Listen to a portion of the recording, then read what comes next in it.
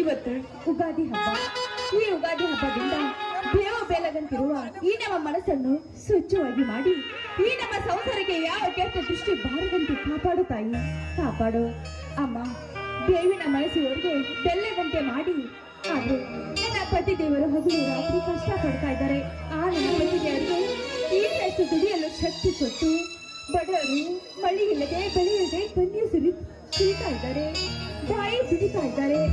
ಈ ಬಡವರಿಗೆ ಬೆಳಕಾಗಿ ಈ ಬಡವರ ಮನೆಗೆ ಬಾರಮ್ಮ ತಾಯಿ.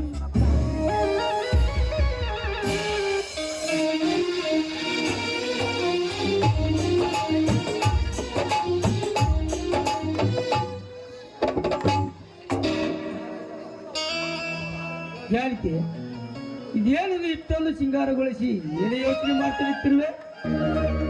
ಸ್ವಾಮಿ ಬನ್ನಿ ಸ್ವಾಮಿ, ಮೊದಲು ಆ ದೇವರಿಗೆ ನಮಸ್ಕರಿಸಿ ಬೇವು ಬೆಲ್ಲ ಪ್ರಸಾದ ತೆಗೆದುಕು ಬನ್ನಿ. ಏನು ವಿಶೇಷ ಜಾನಕಿ? ತೊಂದ ಸೆಡಗರ ಏನ್ರಿ ಇಷ್ಟು ಬೇಗ ಮರ್ತು ಬಿಟ್ಟೇನ್ರಿ? ಇವತ್ತು ಉಗಾದಿ ಹಬ್ಬ ಅಷ್ಟೇ ಅಲ್ಲ ರೀ, ನಿಮ್ಮ ಪ್ರೀತಿಯ ತಂಗಿ ಲಾವಣ್ಯ ಹುಟ್ಟು ಹಬ್ಬ ಇವತ್ತ. ದೇವರ ಆಟ ಎಷ್ಟು ಚಂದ, ನೋವು ನಲಿವೆನು ಕಟ್ಟು ಸುಖವೋ ಚಂದಾಗಿ ಕೊಡ್ತಾನೆ. ಹೇಳು ಜಾನಕಿ. ಅಂದ್ರೆ ಏನ್ರಿ ನಿಮ್ಮ ಮಾತಿನ ಅರ್ಥ? ನನ್ನ ಮಾತಿನ ಹಿಂದೆ ಗಾಢವಾದ ಅರ್ಥವಿದೆ. ಉಗಾದಿ ಹಬ್ಬ ಅಂದರೆ ನನ್ನ ಕರುಳು ಕಿತ್ತು ಬರುತ್ತದೆ ಎಂದು ನನ್ನ ಜೀವನದಲ್ಲಿ ಬರದಿರೋ ಆ ತಾಯಿಗೆ ಬೇಡಿಕೊಳ್ಳುತ್ತೇನೆ. ಸ್ವಾಮಿ, ಅಂತ ನಡಿಬಾರದ ಘಟನೆ ಏನು ನಡೆದಿದೆ? ಆ ವಿಷಯವನ್ನು ನನ್ನ ಮುಂದೆ ಹೇಳಿ. ಏನಂತ ಹೇಳಲು ಜಾನಕಿ? ಸಮಯ ಬಂದಾಗ ನಾನೇ ಹೇಳ್ತೇನೆ. ನೋಡಿ ಸ್ವಾಮಿ, ಮನದಲ್ಲಿರುವ ನೋವನ್ನು ಇನ್ನೊಬ್ಬರ ಮುಂದೆ ಹಂಚಿಕೊಂಡರೆ ಅದು ನೋವು ಕಮ್ಮಿ ಆಗುತ್ತದೆ. ಅದಕ್ಕೋಸ್ಕರ ಕೇಳಿದೆ ಅಷ್ಟೇ ರೀ. ಹಾ ಜಾನಕಿ, ನಿನಗೆ ಇನ್ನೊಂದು ಸಂತೋಷದ ವಿಷಯ. ಸ್ವಾಮಿ ಏನ್ರಿ ಅದು? ಅಂತ ಸಂತೋಷದ ವಿಷಯ? ನನ್ನ ಸ್ನೇಹಿತ ಭೇಟಿಯಾಗಿದ್ದ ನನ್ನ ತಂಗಿ ಲಾವಣ್ಯಾಗ ಒಂದು ಒಳ್ಳೆ ವರ ಹುಡುಕಿದ್ದಾನಂತೆ. ಅದು ಅಲ್ಲದೆ ಒಬ್ಬನೇ ಮಗ, ಸರ್ಕಾರಿ ನೌಕರಿ ಸ್ಥಾನ. ನನಗಂತೂ ಅದನ್ನೆಲ್ಲ ಕೇಳಿ ಸಂಬಂಧ ಇಷ್ಟ ಆಯ್ತು. ಆದ್ರೆ ಸ್ವಾಮಿ, ಆದ್ರೆ ಎಂಬ ಅವಶ್ಯಕತೆ ಮಾತೈತಿ. ಒಳ್ಳೆ ಸಂಬಂಧ ಅಂತೀರಾ, ತಗೊಳ್ಳೋದು ಕೊಡೋದು ಇದ್ದೇ ಇದೆಯಲ್ಲ ರೀ. ಅದೇ ಬಂದಿದೆ ಜಾನಕಿ. ಹುಡುಗನಿಗೆ 10 ತೊಲಿ ಬಂಗಾರ, 1 ಲಕ್ಷ ರೂಪಾಯಿ ವರದಕ್ಷಿಣೆ, ಮೇಲಾಗಿ ನಾವೇ ಮದುವೆ ಮಾಡಿಕೊಳ್ಬೇಕಂತೆ ಜಾನಕಿ, ನಾವೇ ಮದುವೆ ಮಾಡಿಕೊಳ್ಬೇಕಂತೆ. ಸ್ವಾಮಿ ಸಮಾಧಾನ ಮಾಡಿಕೊಳ್ಳ್ರಿ. ನೋಡಿ, ಒಳ್ಳೆ ಸಂಬಂಧ ಅಂತೀರಾ, ಒಮ್ಮೆ ಕೈ ತಪ್ಪಿ ಹೋದ್ರೆ ಇನ್ನೊಮ್ಮೆ ಬರೋದಿಲ್ಲ ರೀ. ಹೇಗಾದ್ರೂ ಸಾಲ ನಡು ಮಾಡಿ ಮದುವೆ ಮಾಡಿ ಬಿಡೋಣ ರೀ. ಸಾಲ ಏ ಹುಚ್ಚಿ, ಬಾರ್ಗಳು ವಿದ್ಯಾಭ್ಯಾಸಕ್ಕೆ ಮಾಡಿದ ಸಾಲ 5 ಲಕ್ಷ ಮುಂದೆ ದೊರಕಿದೆ. ಇನ್ನ ಇವಳ ಮದುವೆಗೆ ಸಾಲ ಮಾಡಿದರೆ 20 ಆಗುವುದಕ್ಕೆ. ಸಾಲ ಮಾಡಿದರೆ ತೀರಿಸುವಟ್ಟು ಇರ್ಬೇಕು ಹೊರತು ನಾವೇ ತೀರಿ ಹೋಗುವಟ್ಟು ಇರಬಾರದು. ಸ್ವಾಮಿ, ಬಾಳ್ಗಳು ಹೇಗಾದ್ರೂ ಅಭ್ಯಾಸ ಮುಗಿತಾ ಬಂತು. ಇಲ್ಲ ಅಭ್ಯಾಸ ಎಲ್ಲ ಮುಗಿದ ಬಳಿಕೆ ಒಳ್ಳೆಯ ನೌಕರಿ ಬರುತ್ತೆ. ಆ ನೌಕರಿ ತೆಗೆದುಕೊಂಡ ಬಳಿಕೆ ಸಾಲ ಅನ್ನೋದು ಏನ್ ಮಹಾರಿ. ನನ್ನ ಮೈದನಿಗೆ ನೌಕರಿ ಹತ್ತಿದೆ, ಒಂದೇ ವರ್ಷದಲ್ಲಿ ನನ್ನ ಮೈದನ ಎಲ್ಲ ಸಾಲ ಕಳೆದು ಬಿಡ್ತಾನೆ. ನೋಡಿ, ಕತ್ತಲೆ ಮುಳುಗಿರುವಾಗ ಕತ್ತಲನ್ನು ಮೀರಿ ದೀಪ ಬರೋದಿಲ್ವಾ? ಆ ದೀಪಕ್ಕೆ ಅಂದಾಗಲೇ ರೀ ಬೆಲೆ ಸಿಗೋದು. ಸ್ವಾಮಿ, ಈ ಮನುಷ್ಯನು ಅಷ್ಟೇ ರೀ. ಎಲ್ಲ ಕಷ್ಟವನ್ನು ಮೀರಿಸಿ ಎಲ್ಲ ಬದುಕನ್ನು 10 ಪಟ್ಟು ಮೇಲೆ ಬಂದಾಗಲರಿ ಮನುಷ್ಯನಿಗೆ ಈ ಬದುಕಿಗೆ ಒಂದು ಬೆಲೆ ಇರೋದು. ಸ್ವಾಮಿ, ಇಷ್ಟಿಗೆಲ್ಲ ಅಳ್ತಾ ಇದ್ದೀರಲ್ರಿ ಚಿಕ್ಕ ಮಕ್ಕಳ ತರ. ಎಂತ ಮಾತ ಹೇಳಿದ ಜಾಣಿಕಿ, ನೀನು ಮಾತು ಕೇಳಿದರೆ ಕೋಗಿಲಂಗ ಹಾಡಿ ನೋವಿನಂಗ ಕುಡಿಬೇಕು ಅನಿಸ್ತದೆ ಈ ಮನಕು. ಒಂದು ಹಾಡನ್ನು ಹಾಡಬಾರದೆ ನನ್ನ ಒಲವಿನ ರಾಣಿ. ಆಗ್ಲಿ ಸತ್ಯದೇವರ ಮಾತು ಮೀರೋದಂತೆ.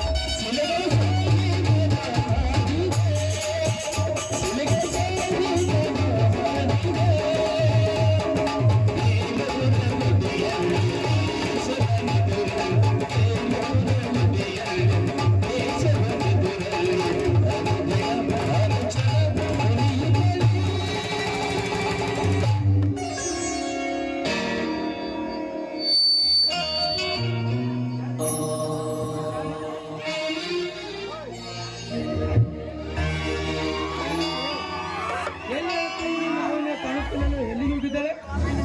ನಾನು ಇಲ್ಲಿ ಬಂದೆ. ಏನು ಅಣ್ಣ ಅದಕ್ಕೆ ತುಂಬಾ ಸಂತೋಷದಿಂದ ಇದ್ರಲ್ಲ, ಏನ್ ವಿಷಯ? ನೀನು ಹೊತ್ತು ಸಂತೋಷ ವಿಷಯ ಏನಕ್ಕನಮ್ಮ? ನಿಂದ ವಿಷಯ ಮಾತನಾಡ್ತಿದ್ದು. ಈ ನಿನ್ನ ಹುಟ್ಟು ಹಬ್ಬ ಅಲ್ಲ ಸಮಯ ಕಣವ, ನಿನ್ನ ಹುಟ್ಟು ಹಬ್ಬ ಶುಭಾಶಯಗಳೇ ಕಣಮ್ಮ, ಅದನ್ನೇ ಮಾತನಾಡ್ತಿದ್ದು. ಅಣ್ಣ ತುಂಬಾ ಧನ್ಯವಾದಗಳು. ನಿಮ್ಮ ಆಶೀರ್ವಾದವೇ ನನಗೆ ಶ್ರೀರಕ್ಷೆ.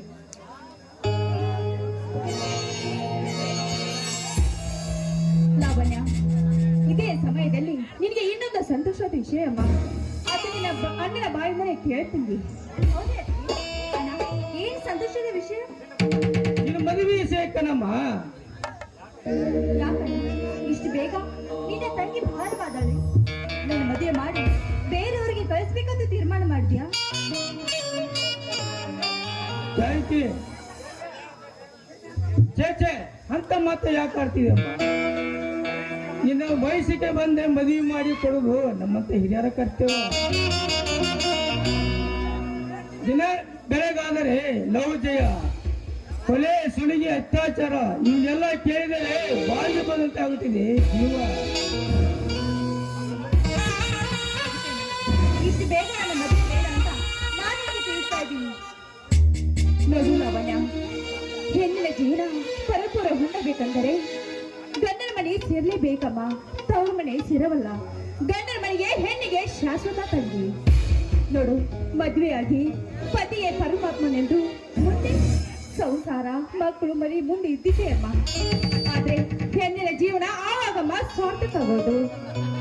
ಅಣ್ಣ, ಅದಕ್ಕೆ ನಿಮ್ಮ ಇಷ್ಟದಲ್ಲಿ ಯಾವ ವರದಿ ನಾನು ನಿಜವಾಗ್ಲೂ ಆ ಹುಡುಗನೇ ಮದುವೆ ಆಗ್ತೀನಿ.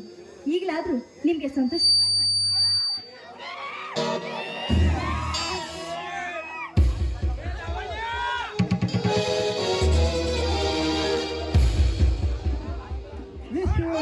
ಬರ್ತಡೆ ಲಾವಣ್ಯ.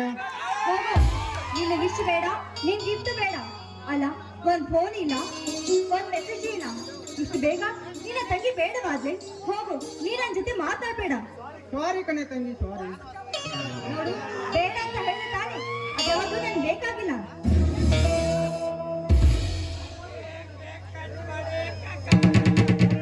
ಆಯ್ತು ಬಿಡು, ನಾನು ವಾಪಸ್ ಹೋಗ್ತಾ ಇದ್ದೀನಿ. Thank you.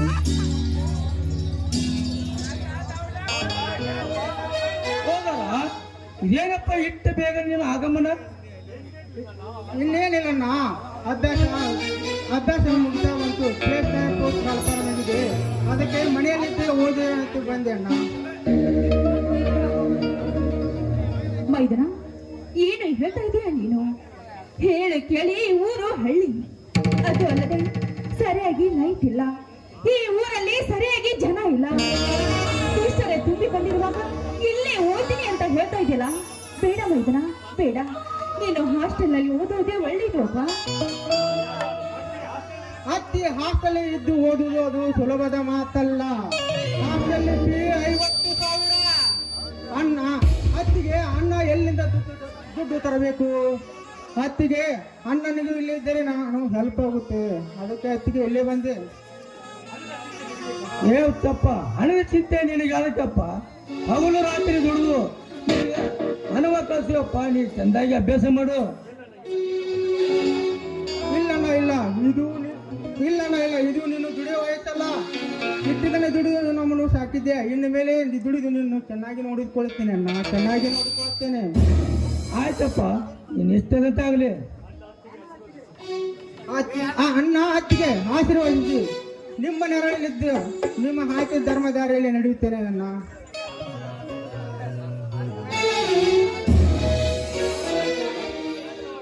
ನೋಡು ಮೈದನ, ನ್ಯಾಯ ನೀತಿ ಧರ್ಮದಿಂದ ನಡೀತಿದ್ರು ಈ ಊರಿನ ಜನ ದುಷ್ಟರೇ ತುಂಬಿಕೊಂಡಿದ್ದಾರಪ್ಪ.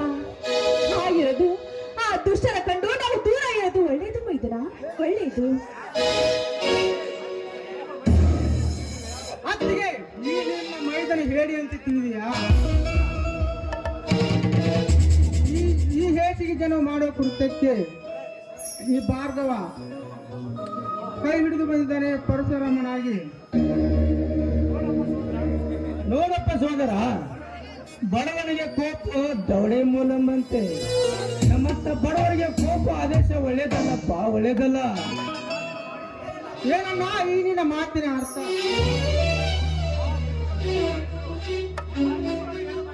ಹಾಗಾದ್ರೆ ಅವನೇನಾದ್ರೂ ಮಾರಿದರೆ ಸುಮ್ಮನೆ ಬಿಡುವೆ ಅಣ್ಣ? ಅದಕ್ಕೆಲ್ಲ ಕಾನೂನು ಇದೆಯಲ್ಲಪ್ಪ. ಕಾನೂನು ಎಲ್ಲಿದೆಯಣ್ಣ ನಿನ್ನ ಕಾನೂನು? ಆ ದುಷ್ಟ ಜನರು ಮಾಡುವ ಹೇಸಿಯ ಕೃತ್ಯಕ್ಕೆ ಆ ಪೊಲೀಸ್ ಅಧಿಕಾರಿಗಳು, ನ್ಯಾಯ ಕೊಡಿಸಬೇಕಾದ ಪೊಲೀಸ್ ಅಧಿಕಾರಿಗಳು ಭ್ರಷ್ಟರಾಗಿರುವಾಗ, ಆ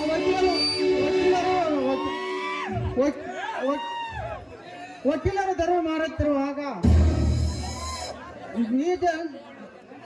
ಈ ಜನರಿಗೆ ನ್ಯಾಯ ದೊರಕಬೇಕಾದ ನಮ್ಮ ಬಡವಂತರಿಗೆ ಯಾರು ಕೊಡಿಸಬೇಕನ್ನ ಈ ನ್ಯಾಯ?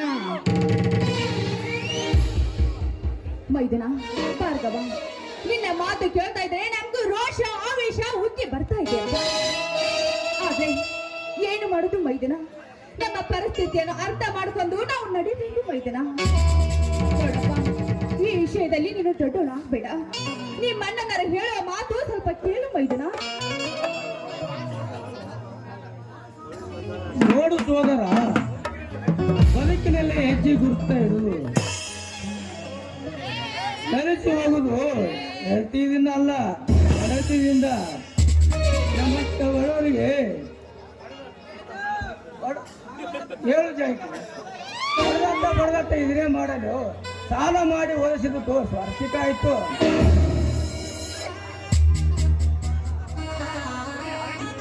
ರೀ, ಆಯ್ತು ಬಿಡ್ರಿ, ಮೈದ್ನ ಬಂದಿದ್ದು ಆಯ್ತು.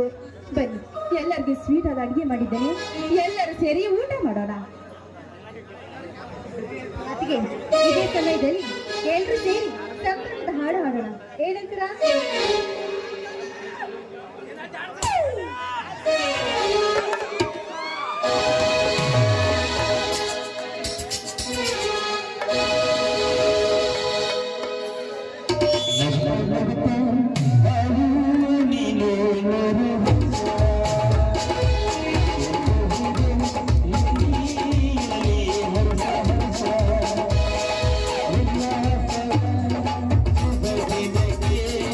ಸಂತೋಷ